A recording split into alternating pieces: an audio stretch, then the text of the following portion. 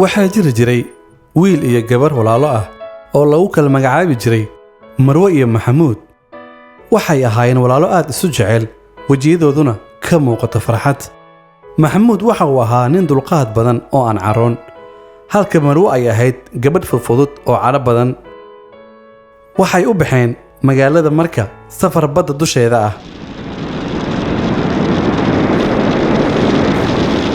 ayagoo safarkii ku guda jira ayaa doontii qalqashay. duufaano iyo mawjadaha badduna waa ay kaceen. Marwo markiiba waxa ay dareentay cabsi, waa ayna xanaaqday, kadib waa ay qaylisay. waxay daydayday walaalkeed Maxamuud, waxay aragtay isagoo meel iska fadhiya oo badda daawanaya. intay u soo carartay ayay ku qaylisay, waxayna ku tiri, adigu waad iska fadhidaa, aniguna waan naxsanahay. Maxamuud ayaa mindi toorey ah ula soo baxay. inta uu cunaha kaga qabtay ayuu ku yidhi, hadda miyaad cabsatay?